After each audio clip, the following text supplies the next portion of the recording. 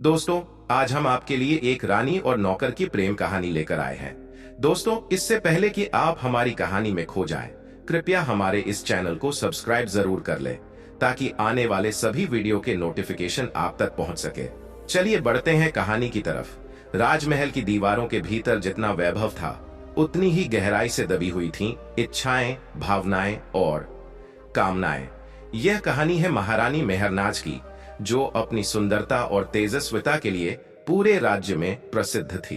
मगर उसकी आंखों में एक खालीपन था, एक ऐसी तरफ जो ना तो सोने के आभूषणों से भरी जा सकती थी, न ही रत्नों से जड़े सिंहासन पर बैठकर शांत हो सकती थी। महाराजा अक्सर युद्धों में व्यस्त रहते और जब भी महल लौटते, उनका ध्यान राज्य के मामलों में इतना उलझा होता कि रानी की भावनाओं का बोझ वे कभी समझ ही नहीं पाते। रानी की दिनचर्या एक तरह से तय हो चुकी थी। सुबह पूजा, फिर दरबार, दोपहर को बागीचे में समय बिताना और शाम होते होते अकेले कमरे में उदास होकर बैठ जाना। परंतु उस दिन कुछ अलग था। उसने पहली बार एक नया चेहरा देखा। नया नौकर आरव, जो अभी अभी महल में काम पर रखा गया था। वह अनाथ था, पर उसकी आंखों में आत्मविश्वास और चेहरे पर एक अद्भुत आकर्षण था। लंबा कद, गठीला शरीर और विनम्र स्वभाव। रानी की नजरें अनायास ही उस पर टिक गईं। तुम नया हो? रानी ने एक दिन बागीचे में टहलते हुए पूछा। जी महारानी, नाम आरव है, अभी 4 दिन हुए हैं महल में आए हुए, उसने सिर झुकाकर जवाब दिया। रानी मुस्कुराई। कुछ ऐसा था उस मुस्कान में जिससे आरव की सांसें एक पल को रुक सी गईं। पर वह तुरंत संभला। महल में अनुशासन था और रानी के सामने किसी भी प्रकार की भावना दिखाना अनुचित माना जाता था। दिन बीतते गए। रानी ने धीरे धीरे आरव को विशेष कार्यों के लिए बुलाना शुरू किया। कभी निजी बागीचे की देखरेख के लिए, कभी पंखा झलवाने के लिए, कभी अपनी पुस्तकें लाने के लिए। और आरव भी अपने काम में इतना निपुण था कि हर बार रानी का दिल जीत लेता। एक शाम बारिश की हल्की बूंदें गिर रही थीं। रानी अपने कमरे की खिड़की के पास बैठी थी। मोमबत्ती की रोशनी में उसका चेहरा और भी मोहक लग रहा था। तभी दरवाजे पर दस्तक हुई। आओ। आरव अंदर आया। उसके हाथ में गर्म दूध का प्याला था। इतनी बारिश में भीग तो नहीं गए? रानी ने धीरे से पूछा। नहीं महारानी, आपने जो छतरी दी थी वो साथ थी। रानी उसकी ओर कुछ क्षणों तक देखती रही, फिर धीमे से बोली, तुम्हारी उम्र क्या है आरव? 19 वर्ष महारानी। रानी खामोश हो गई। उसकी आंखों में कुछ चमकने लगा था, जैसे कोई पुराना सपना अचानक से लौट आया हो। बैठो आरव, डरना मत, मैं आज कुछ बात करना चाहती हूँ, रानी ने कहा। आरव हिचकिचाया, पर रानी के आदेश को टाल नहीं सका। वह सामने फर्श पर बैठ गया। तुम्हें कभी किसी से प्रेम हुआ है? रानी ने सीधा सवाल किया। आरव चौंका, पर फिर संयम से बोला, नहीं महारानी, प्रेम हमारे जैसे लोगों के लिए नहीं होता। क्यों? प्रेम का क्या वर्ग होता है? रानी की आवाज में करुणा थी। आरव कुछ नहीं बोला। रानी धीरे धीरे उठी और उसके पास आकर बैठ गई। एक शाही स्त्री का ऐसे आम नौकर के समीप बैठना कोई साधारण बात नहीं थी, पर वह क्षण साधारण नहीं था। वह क्षण था दो अधूरी आत्माओं के बीच की दूरी मिटने का। कभी कभी इंसान के पास सब कुछ होता है, पर जो दिल चाहता है वो नहीं होता। रानी की यह बात आरव के दिल को छू गई। उसकी सांसें तेज होने लगीं।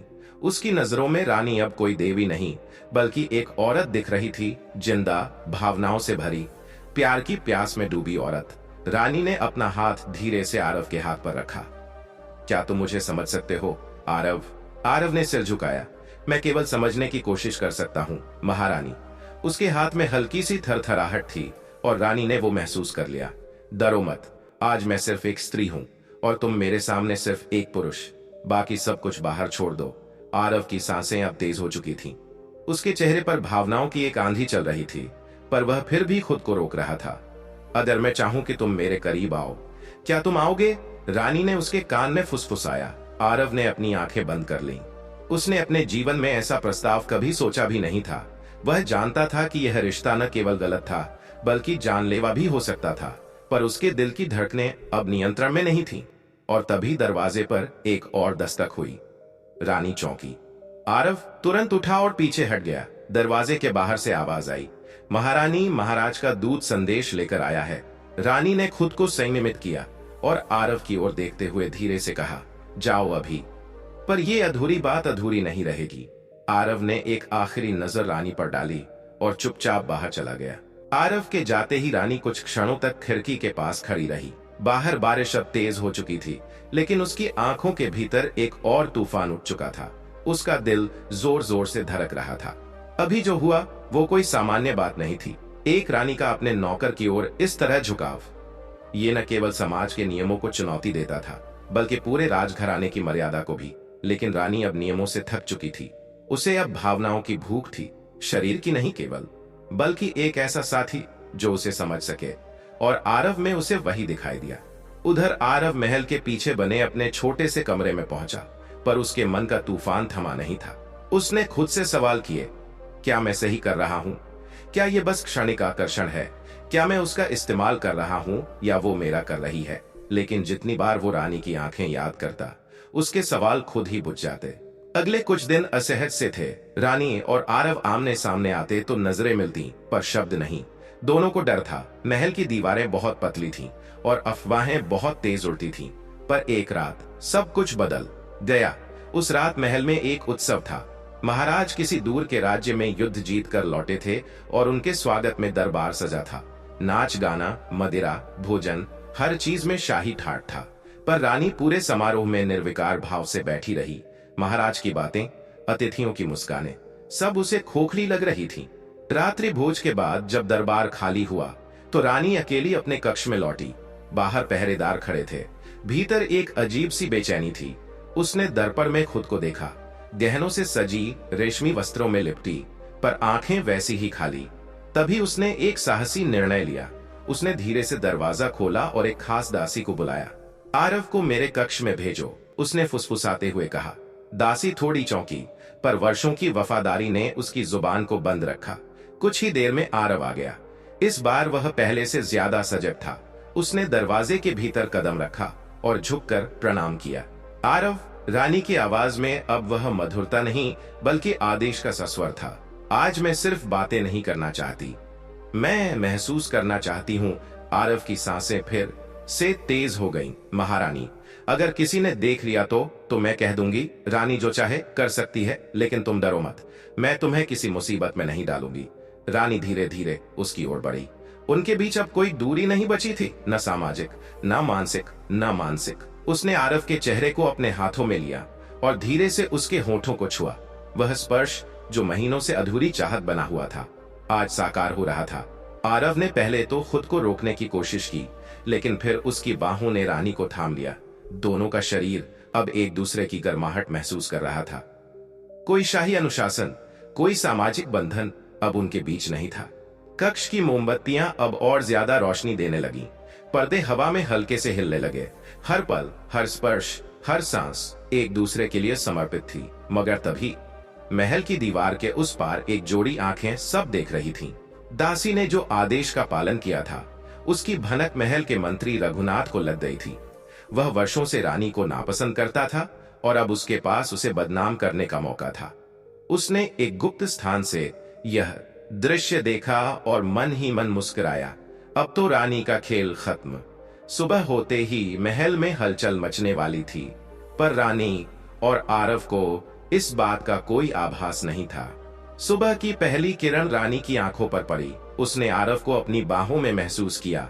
पहली बार किसी सुबह को उसने अपने भीतर शांति पाई थी।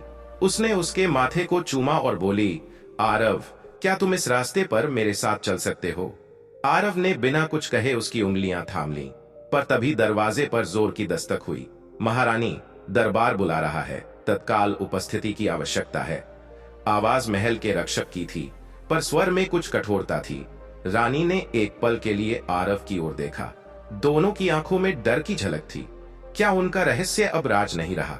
दरवाजे पर जोर की दस्तक के साथ ही वह पल टूट गया, जिसमें रानी और आरव एक दूसरे की बाहों में खोए हुए थे। अब उनकी आंखों में वही भय लौट आया था जिससे वे भाग रहे थे। सच्चाई सामने आ चुकी थी। रानी ने जल्दी से अपने वस्त्र संभाले और आरव को इशारे से भीतर के गुप्त द्वार से बाहर जाने को कहा।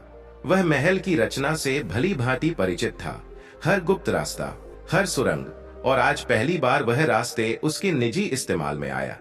आरव के जाते ही रानी ने गहरी सांस ली, चेहरा संयमित किया और दरवाजा खोला। महल का प्रमुख रक्षक सामने खड़ा था। उसकी आंखों में शंका और चेहरे पर कठोरता थी। क्या हुआ? रानी ने सामान्य स्वर में पूछा। महाराज ने तुरंत दरबार में उपस्थित होने का आदेश दिया है। कोई विशेष विषय है? रक्षक बोला। रानी ने सिर हिलाया और दरबार की ओर चल पड़ी। उसका चेहरा अब भी शाही तेज से भरा हुआ था, लेकिन भीतर से उसकी आत्मा कांप रही थी। दरबार में पहुंचते ही उसने देखा महाराज सिंहासन पर बैठे हैं।